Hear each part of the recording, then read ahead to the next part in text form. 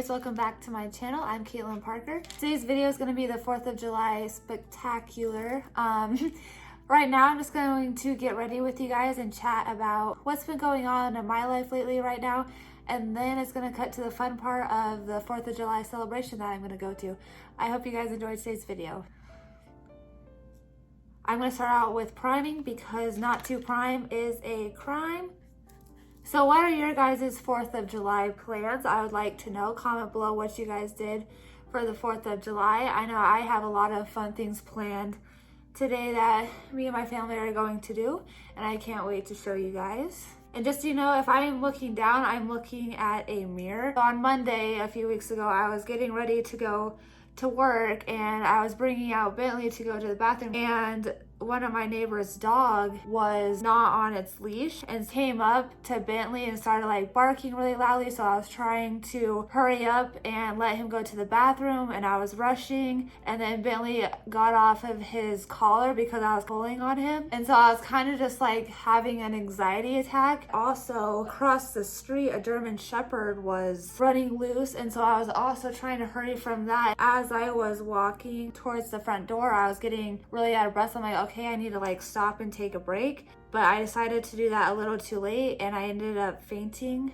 again. My neighbors were actually outside, and so they saw the whole incident. They called 911. My neighbors told my mom that I had like a death grip on him, like I was holding it so tight that he didn't go away, and that Bentley was jumping on me to wake me up. As I was in the hospital, it wasn't as bad as the first time I fainted because I didn't faint like onto concrete, so they didn't really take x-rays or anything like that. They just kind of monitored me to make sure that I was okay and I was doing well. I was on the phone with my doctor from Denver the whole time, and they suggested to me that I go to Denver and I get a procedure done to help me not to faint anymore. It kind of took me a little bit to convince myself that that's what I needed to do, just because it was like a scary procedure. I just needed to tell myself, you are fine, you're gonna be okay. Ever since I got on like antidepressants, it's been a lot easier to help me deal with the scary stuff with pulmonary hypertension. Like I can't have like any bad thoughts inside my head, because the last time I was thinking about bad stuff, I got put on Remodulin, and that was the worst year of my life. And so I'm like, okay, I'm not gonna be thinking about that. I'm just gonna do it, have clear thoughts.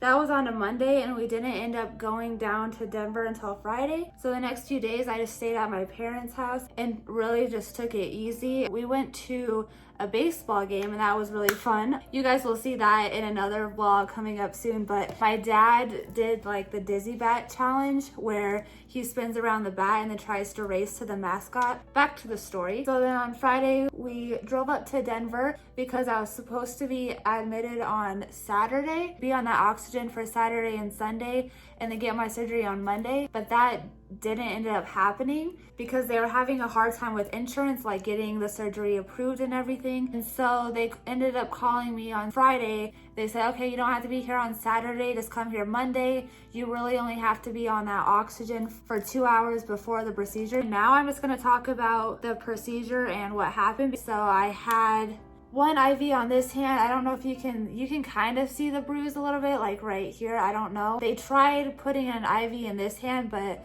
they couldn't, and it's very painful what they do. Like, that's the most pain you'll ever be in, is getting IVs in your arm. It hurts so bad. So yeah, I got one right there. I have one right there. You can probably, yeah, you can see the mark. I got one right here because since they couldn't get it in this arm, they had to redo it in this arm. I had to get a COVID test, which, funny story about that. You guys are gonna laugh at this. So the nurse came in and she asked me, she's like, have you ever had a COVID test done before? And I said, no. And she was like, okay, so I just want to tell you about it first. And she was like, yeah, the first COVID test is probably gonna be traumatizing.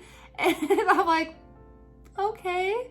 Like, you probably shouldn't tell your patients before they get the COVID test that it's gonna be traumatizing. So then me and my mom were just laughing at that. It was so funny. I'm like, yeah, no, don't tell people that it's gonna be traumatizing.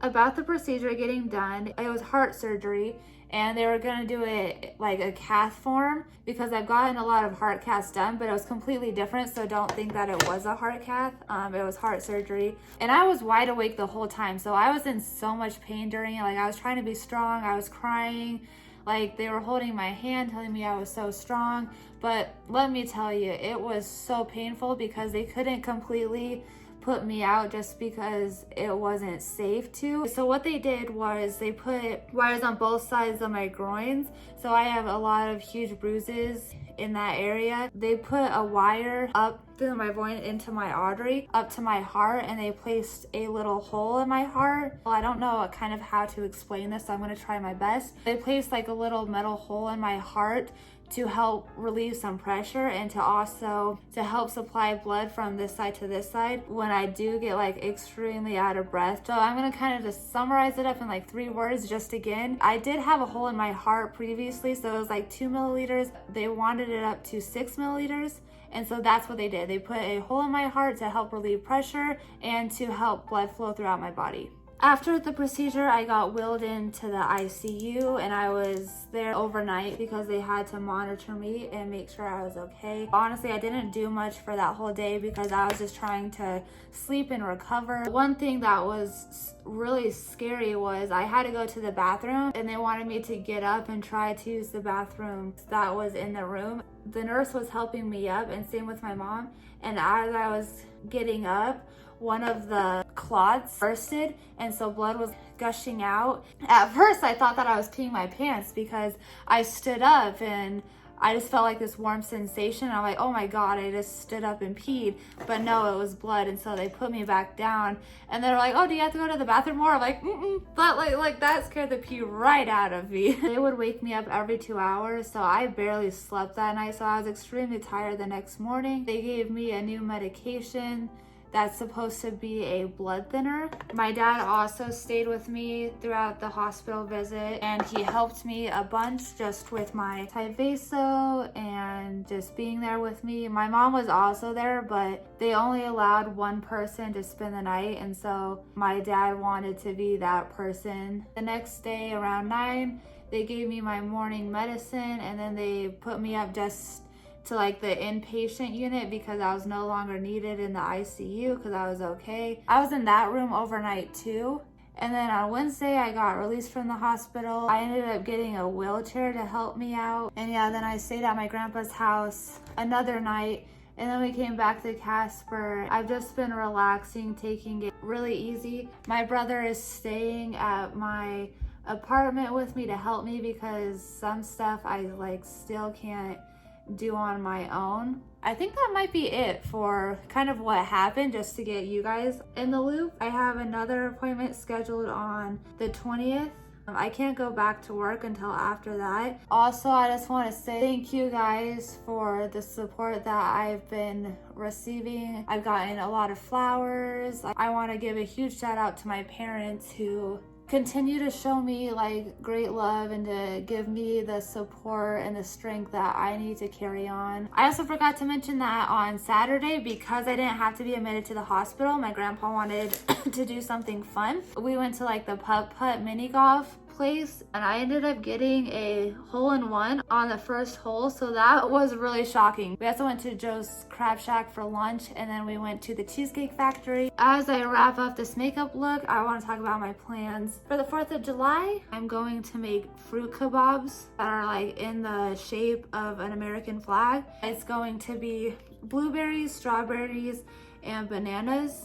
My mom is going to make some potato casserole. We're gonna go over to my aunt and uncle's house to watch the fireworks. This is gonna probably get sad, and I'm gonna try not to cry while I say this. Part of having a chronic illness is dealing with grief and dealing with like the loss of yourself, and it really hits me hard during the summer because I think back to last summer and how like I couldn't surf because I would get too out of breath. And that was really like devastating for me. And then now like fast forward to this summer, and what do I have? I have to be on oxygen all the time. I have to be in a wheelchair. I finally like accepted being on oxygen. I'm okay with being on oxygen. I actually wear it a lot, like when I go to events. It took me a while to be okay with going out in public and having people see me with oxygen, but I'm finally at a point where I'm okay with that.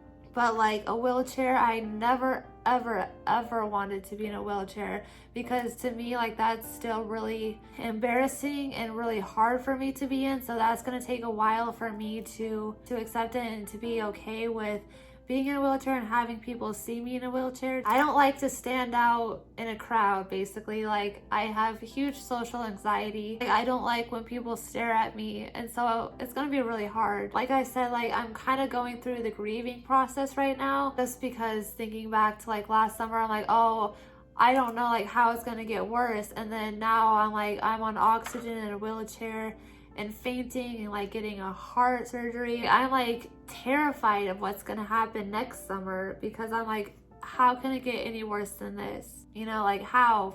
I don't know how it can get worse. Like, I don't even want to think about like how it could get worse. And so I'm gonna stop talking about that because I don't want to cry anymore. As I put on my eyelashes, I do want to end up on a positive note. So I just want to say to myself, like a message to myself real quick, that Caitlin, you are strong and you are beautiful, and do not worry about what other people say. You are a warrior. You are a warrior. You're gonna do great things. Keep doing the things that you love. You are perfect just the way you are. Keep fighting. You deserve the world. And that's on self-love. Well, that is it for today's video, guys.